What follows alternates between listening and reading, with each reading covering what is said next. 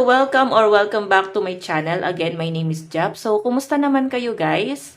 Ayan, sana ay okay kayo. Ingat din tayo ngayong tag-ulan, no? Mahirap magkasakit kami dito. Para kami nagsasagutan sa ubo. Nag-uubuhan kami lahat dito. Okay, so ayan guys, tignan natin kanino bang love reading yung masasagap natin ngayon. So, ito yung energy ni person, ito yung energy mo. Okay, ano bang nararamdaman ni person mo sa iyo ngayon? Nararamdaman ng person mo. Okay, nararamdaman ng person mo sa iyo ngayon. Okay. And, ano naman ang nararamdaman mo kay person? Nararamdaman mo sa person mo.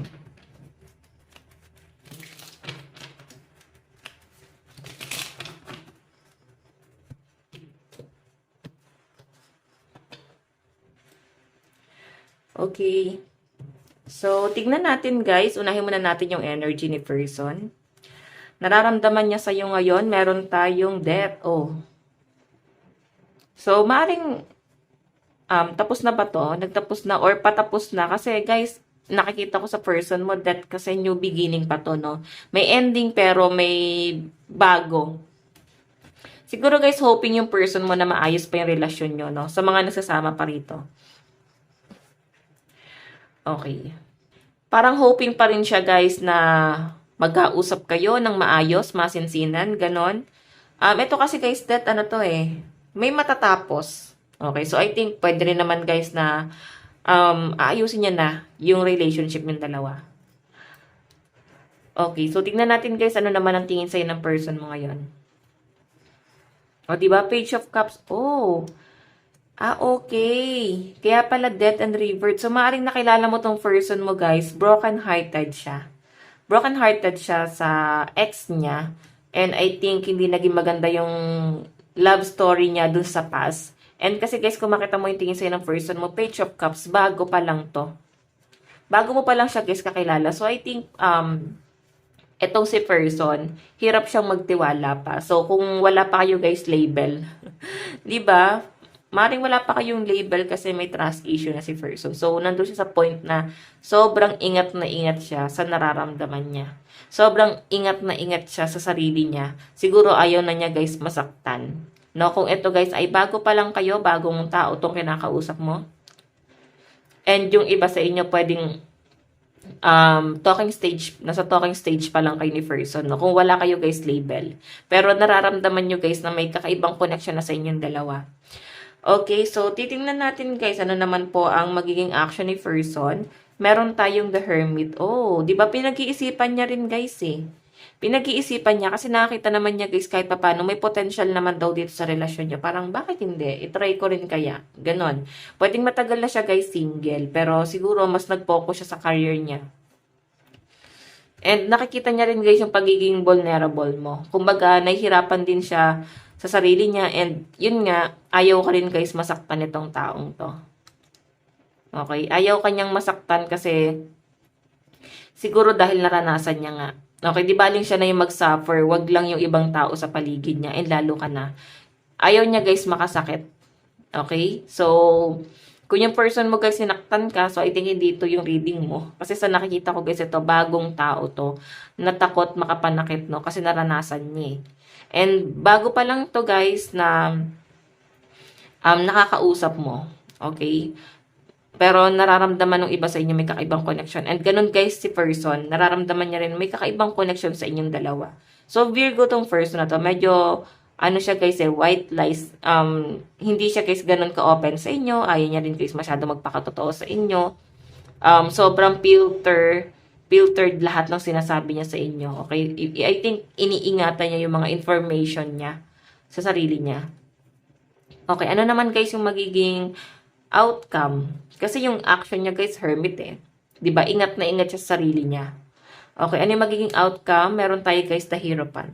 'Di ba? Pinaghahandaan niya na. Kumbaga, pag ito guys ready na, etong taong to, once na handa na talaga siya sa sarili niya at sure na siya na kaya niya guys panindigan yung connection niya sa inyo. para kang nanalo sa loto kasi itong taong to napaka-solid nito magmahal. Okay, so yung magiging outcome guys ay pinaghahandaan niya na. So, I think in the near future, liligawan mo rin tong taong to or sasagutin ka rin na tong taong to. Bottom of the deck guys, meron tayong 7 of Pentacles. Ayan. Sobrang ma-effort itong taong to guys. Yun nga lang guys, itong taong to, sobrang ma-effort to. Hindi rin siya guys madamot sa pera. So, ang nakikita ko guys dito sa taong to, ayaw niya lang guys magkamali na i-take advantage na naman siya. Kagaya dati na parang ibinigay niya lahat, pati pera niya ibinigay niya. Sumobra siya guys sa pagmamahal. And parang ang nangyari, parang niloko siya. Okay, so sa nakikita ko guys dito sa person mo, inaaral niya yung connection yung dalawa. Okay, inaaral niya pa lang to. So kung mararamdaman mo parang para siyang kabute, lulubog lilitaw. Kasi guys, tinitignan niya rin kung ano yung gagawin mo sa connection nyo. Para bang, meron ka bang gagawin? May plano ka ba? Pag ganun siya, magagalit ka ba? Gusto niya guys kasing maramdaman na, meron siyang aasahan sa'yo. So, nag-iingat nga rin siya guys kasi siya yung tipo ng tao na talagang all out. No? All out magmahal. So, kung may connection na kayo guys ng person mo, kung kayo na, at ito yung pinaranas sa inyo, so I think ayan. Titignan natin mamaya, no? So, ayan, ma-effort tong taong to. Pero sa ngayon guys, hindi mo mararamdaman yung pag-effort niya. Mararamdaman mo nga parang ang kuripot niya eh. Ayan, daming insekto dito sa amin guys, tag-ulan kasi. Okay, so guys, ayan, malakas po ang energy ng mga Capricorn, Taurus, and Virgo. Cancer, Pisces, Scorpio. Hindi pa to guys ganun ka-showy, pero magaling to mag-effort. Tignan natin guys, energy mo. Okay, mag-ipit lang ako guys, no? Ano nararamdaman mo sa person mo? Meron tayong Page of Pentacles. So, parang kahit paano guys, nag-effort ka na sa kanya. Oo, kaya siguro tinitignan niya na parang may potential nga dito. Kasi kahit paano guys, nag-effort ka sa kanya. Hindi man guys, ganun kalaking bagay. Pero kahit paano may paunti-unti, meron ka guys na po-provide. No? Kahit konti. Okay, so, ikaw yung tipo ng tao na hindi ka guys nagdadalawang isip, no? Wala kang doubt. Kasi sure ka eh. Sobrang transparent ka. So, open ka sa lahat ng bagay. Open ka na din sa taong to. Wala ka guys tinatago. Etong taong to guys, medyo ano siya, mailap. Ganun yung nakikita ko sa person mo, no?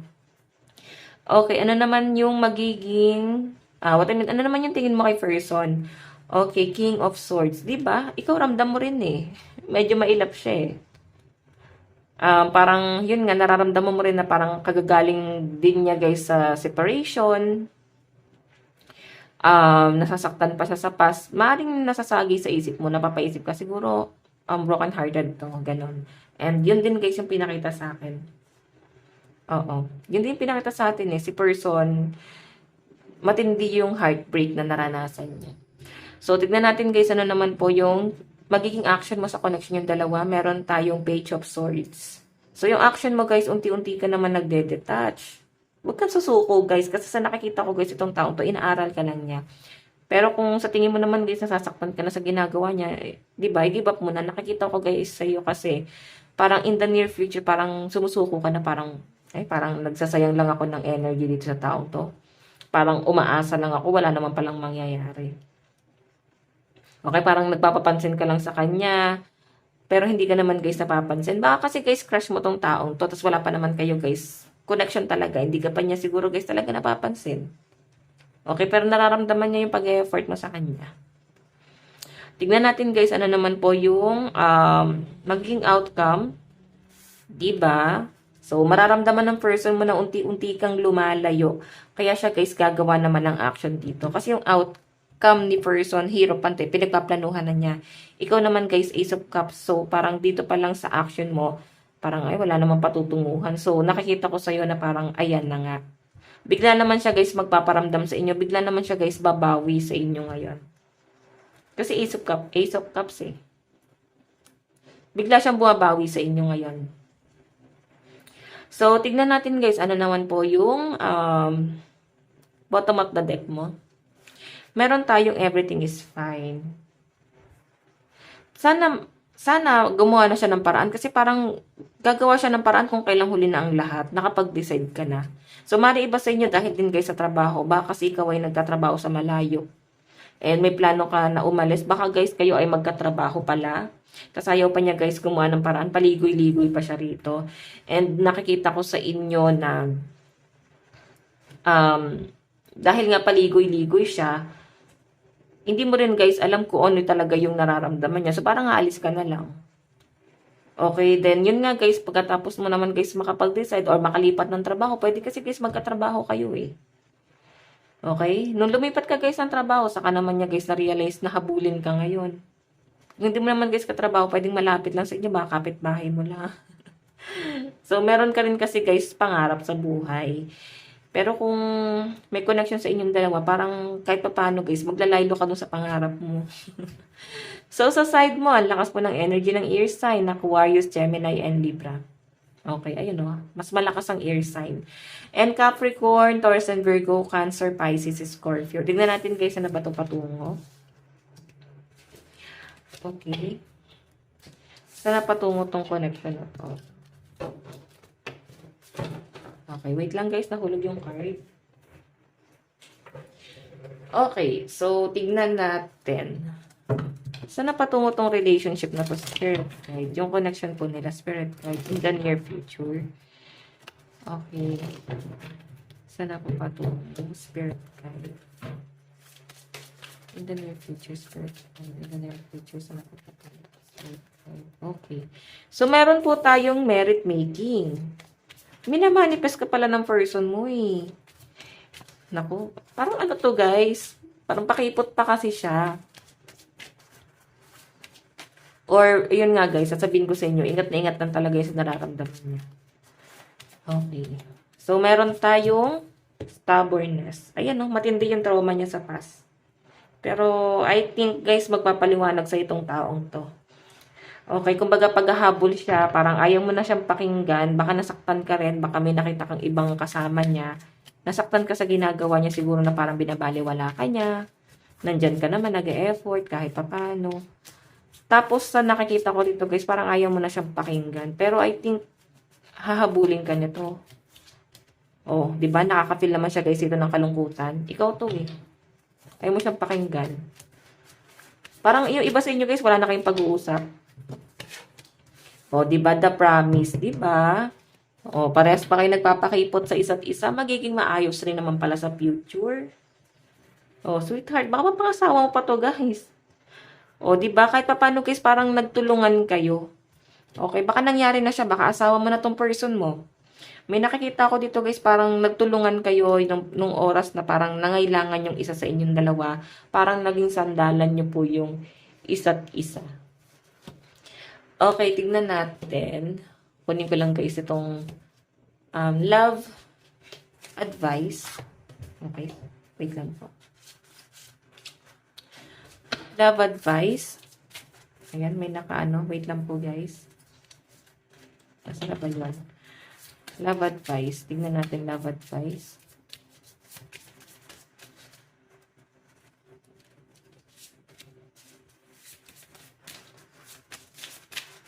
Love advice. So, meron tayong dreams. Ayan, pasensya na may mga langgam dito sa amin. So, meron tayo guys, dreams. Share your dreams together and encourage each other to make them a reality. Oh my God!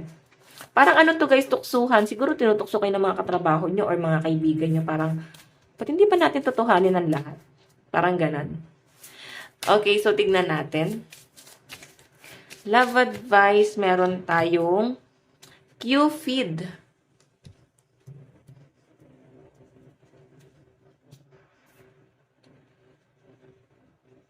Okay, so Cupid. Nakikita ko rito guys, parang tinamaan din sa inyo talaga tong taong to. Una pa lang. Tinamaan siya sa inyo, naka-feel talaga siya guys, na parang na-inlove rin pala talaga siya sa inyo. Naging crush ka rin pala nun, pero siguro guys, nagpapakipot siya. Ayan, yung iba sa inyo guys, baka kasal na kayo or may marriage dito, oh. Pwedeng kababata mo to, guys. May nakikita ko guys kung wala pang marriage, pwedeng nagpaplano na, pwedeng karelasyon mo na siya ngayon or pwedeng iba sa inyo. In the near future, magiging karelasyon mo. Pero sa pinapakita sa akin guys, parang karelasyon nyo na at mukhang may kasalan na pong mangyayari. Diba? You know, Cupid, love is in the air when Cupid's around. Tignan natin guys, mensahe sa universo. Nakakatuwa naman tong reading natin. Napaka ano guys. Parang oh my God, parang high school crush or parang elementary kung kailan mo siya guys naging ano. Parang schoolmate mo to. Pwedeng ganyan. Okay, mensahe ni person mo sa'yo ngayon. Meron tayong I know I was a distraction from your fame. So, siguro guys, hindi ka talaga niya ginulo dati kasi baka top 1 ka sa school nyo or pwedeng parehas kayo guys may award or hindi kayo nawawala sa top. And siguro strict yung parent mo. So, si person, guys, ayaw niyang maging, dahilan para maging distraction sa buhay mo. Okay, lalo na sa pag-aaral mo siguro nun or sa trabaho mo. Pwedeng masyado kang goal-oriented and I think napapansin ni person na masyado kang goal-oriented and masyado malasakit mo sa family. And, ayun na nga, ayaw niya siguro, guys, na maka-istorbo sa pangarap mo. Okay, so tignan natin guys, mensahe sa ni person, meron tayong I left you before you could leave me. So, second chance na pala to guys, pwedeng iniwasan ka nga. Okay, matagal siguro guys bago kayo nagtagpo ulit, pero may history na kayo noong dati pa and matagal kayo nagtagpo ulit. And nung bumalik siya guys, parang naka-feel siya dito guys ng frustration, kaya siya bumalik and sinabi niya siguro sa inyo at ayaw mo guys pakinggan. Okay, and ngayon nga guys, siguro binigyan mo na siya ng chance kasi talagang napakakulit na tong taong to. Ayan, biglang nag-propose sa inyo. Parang this time sure na siya. Okay, so tignan natin, mensahe ni person. Meron tayong, I wish I had treated you better, di ba? Ibig sabihin, dapat pala noon pa, trinato kanya na ng tama. Di ba? May pagsisisi rin din pala siya rito guys na hindi niya tinama. Pero at least guys, maayos na yung relationship niyo ngayon. Parang napakaganda ng pagsasama niyo, no? Okay? I know, you don't know how hard it was to let you go. So, di ba? Wala siguro siya guys choice, kundi iwasan ka talaga nun. And baka may nangyari. Okay? And nahirapan siya guys na kalimutan ka. Kumbaga, lumipas yung panahon, nandun pa rin sa point na parang pinapangarap ka pa rin niya, lagi ka pa rin niya guys nag-iisip. I think greatest love ka nitong taong to. So sabi nila kasi guys, pag greatest love, eto yung minahal mo ng sobra pero hindi mo makakatuluyan. Oh my God. Oh. San kayo dun guys? 'Di ba? Greatest love mo pero hindi mo nakatuluyan or greatest love mo na nakatuluyan mo. Baka first love mo, 'di ba siya na yung unang jowa mo. Tapos siya na rin yung napangasawa mo. Okay? So, yan guys. Ito lang naman po ang inyong love reading. Napakaganda nito at sobrang nakakatuwa. Okay, so guys, sa mga, sa mga nagustuhan yung ating reading, ay mag-subscribe ka na and, ayan, sa mga nais naman guys, magpa-private reading, iwan ko na lang yung link sa atin pong description box below. So, yan guys, bukas po ulit. God bless and love you all. Bye-bye po.